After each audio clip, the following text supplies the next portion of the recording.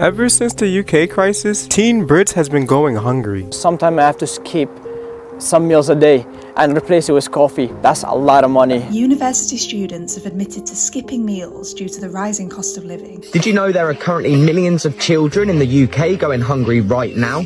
A food bank local to me has gone from supporting 300 children every week to supporting 1,500 children every week, which is going to cost them a massive £45,000 just to feed them during the summer holiday alone. You're telling me we're in the middle of a cost of living situation and people are struggling to put food on the table as it is, and they want to take away free school meals?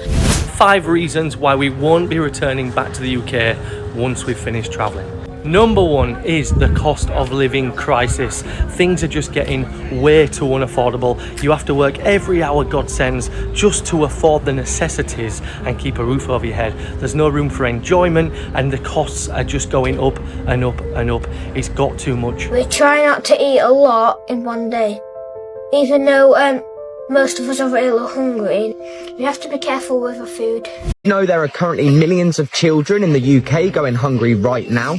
A food bank local to me has gone from supporting 300 children every week to supporting 1,500 children every week, which is going to cost them a massive £45,000 just to feed them during the summer holiday alone.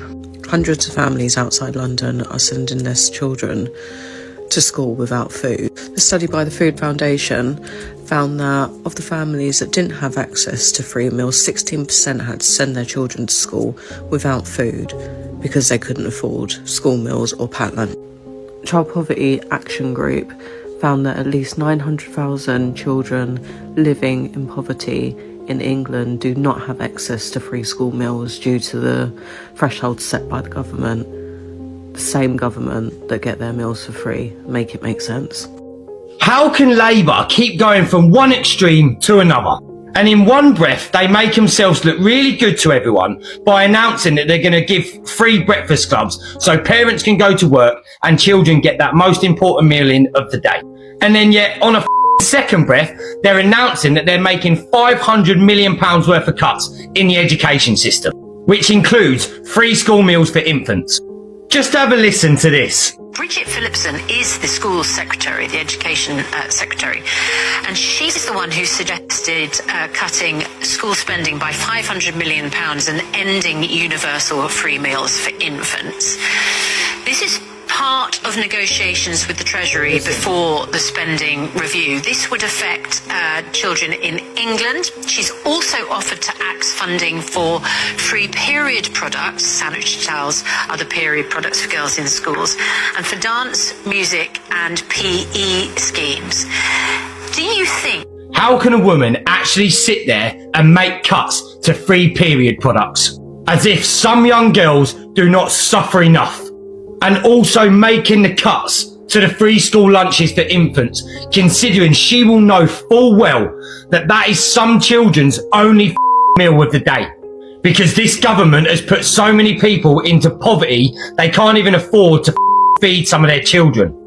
Just think how many young children and young girls are now going to suffer because of these cuts. Let me know what you lot all think about this in the comments. Child poverty in England is at the highest level since 2002, but what's the government doing about it? In England, 4.45 million children live in poverty, which is almost a third of all children. And it's getting worse. So the most recent statistics that we had from the Department for Work and Pensions found that this had risen by 100,000 children in a year. This isn't for lack of hard-working families who are trying really hard to provide for their children. 69% of children that are in poverty live in families where at least one adult is working. Families predominantly suffer from a lack of affordable housing. Over the years, less and less social houses have been built, whilst the private sector with really high rents has expanded. And the cost of living crisis didn't help either, with the cost of energy increasing by 36% and the cost of food increasing by 29%. All of this has dragged more and more families and children into poverty. The thing is about poverty is we know how to solve it. You give families more money or you make things cheaper. And to be one of the richest countries on earth and have such high levels of child poverty is, in my opinion, shameful. You may remember that the last Labour government made huge progress on tackling child poverty, and many have been asking whether and when Starmer will step up and do the same. Calls to scrap the 2-child limit have intensified. This is the rule that means families can only claim child tax credit and universal credit for their first 2 children. It's estimated that lifting that cap would lift 250,000 children out of poverty overnight. The Prime Minister said that he would consider scrapping the limit, and we've been waiting to see whether it would be a recommendation in the government's child poverty strategy, but the publication of that was recently delayed. Some were angry at this delay, others felt it made sense to push the strategy towards the autumn to align with the budget. Either way, we got some good news today when the government announced that they were expanding free school meal eligibility to children in families who receive universal credit. This equates to about 500,000 more children being able to receive free school meals and will lift 100,000 children out of poverty, which, if you remember from earlier in the video, is about the amount it's risen in the last year. It ensures that children will get one hot meal every single school day, which for some children, particularly the 150,000 homeless children in temporary accommodation, might be their only hot meal that they get that week. Ensuring that children have access to good, nutritious food improves their educational attainment and will save parents about £500 per year. Now, this is a brilliant step and one that I'm really supportive of, but there is still more to do. First of all, parents have to apply for the support. It's not automatic, which means many families who are eligible and would benefit from it may still miss out. They also have only expanded free school meals, not the pupil premium funding, which is the extra funding that goes to schools to help support disadvantaged pupils. Schools are already under intense financial pressure. We'll be waiting to see whether perhaps the pupil premium funding will follow.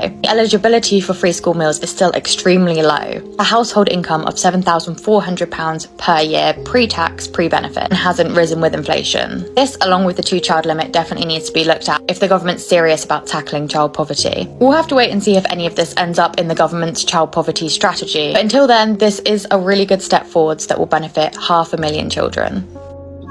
Every single year in Liverpool, 26 children don't even reach their first birthday. And that's because of deprivation and poverty. But what we're seeing in Liverpool is now starting to become symptomatic of what we're seeing across the UK, where child poverty has reached its highest level in 20 years. In fact, for the first time under a Labour government, it's expected that there'll be more children in poverty at the end of the Labour government than at the beginning. Isn't that a shame, a stain on our society? The 6th largest economy by GDP, with billionaires with a collective net worth that is greater than the GDP of Switzerland. But we can't put clothes on children's back or put them in good schools or get children with special educational needs the teachers that they require. And at the same time, you've got a Labour government talking about restricting disability benefits, about cutting them, freezing them for people who need them most. About 50,000 children going into poverty as a result of these changes too. Why? What's it all for? What will it achieve? And if you'd like to learn about how people are challenging this system, about pushing back against this idea, perhaps lifting the 2-child benefit cap that could be paid for with just a 2% tax on assets over £10 million, then see the caption down below. Excuse the state of me, I've just came out of the shower, but your comment was too important to ignore and I wanted to reply to it. I agree with every single thing you've written. In fact, the thing that prompted me to make that video in the first place was the response of the general public to the government saying that all children with parents on universal credit will get a free school meal. And the response to that has been abysmal. And I just don't understand how we have come to this point in society where we're angry at children being fed. You can think what you want about the parents, what you think they should or shouldn't be doing, but the point is, you are angry that a child is being fed, an innocent child, a child that may be living in poverty, and you are angry that they're going to be fed a meal. How have we reached this point in society? How? England is actually a trap, because why did I get told to vote Labour? Because Tories were so bad, but now Labour are considering taking free school meals away from infants. In a country where prisoners get free meals, MPs get free meals, and not only do MPs get free meals, they can eat whatever they want and claim it back. They can literally go to the Ritz and claim it back if they want to, I think.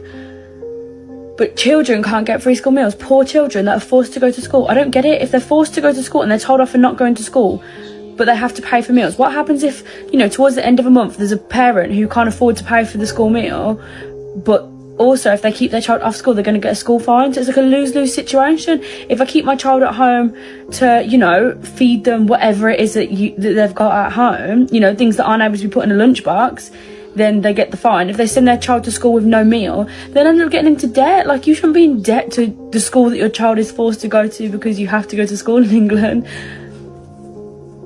I don't get it. What are the English public actually meant to do? Because who can you vote for anymore? Not that there's even, you know, a chance to vote Labour out. This isn't Labour, is it? This is my first experience of Labour. I'm so young. This is really my first experience of Labour, and I'm so disappointed. So disappointed. We fumbled letting Corbyn go them years ago. We fumbled. Let's talk Labour. What the actual... So I'm reading, like, these things, obviously, and now they're trying to say they want to stop free school meals. Excuse me? So there is children out there that rely on these free school meals, and now they're telling me they're taking it away. After already putting out there that they want to stop disability payments and telling everyone, you know, people who are in wheelchairs and things, you need to go to work. Like, this is actually crazy. Like, I'm actually shocked. I don't know what went through anyone's mind to vote Labour, because honest to God, I knew this was going to happen. I remember the last time they were in charge and how bad it was. But everything they have literally said has been a load of shit. They have lied, and they're literally destroying it. You're telling me we're in the middle of a cost of living situation and people are struggling to put food on the table as it is, and they want to take away free school meals when they want to put our children there. They're telling us our children have to be there. They're telling us, your children not there, we're going to fine you, but your children can be there and starve because we're not feeding them no more. I'm sorry? I'm already annoyed that they're trying to put in place, taking away Christmas and Easter celebrations, and now they want to starve our kids too. People in prison who are in there, murder, you know, the lot, get better care from the government than our own little children. What the does that go to show? Nah, get this geezer out. He needs to be out. He's so shit. I'm already annoyed with him over the council tax situation. I just can't actually, I'm actually gobsmacked. I feel so bad for them poor little children that don't really get fed at home, or their parents are struggling, and now they want to force their kids to be in school or fine them and then take away their food. Nah, that's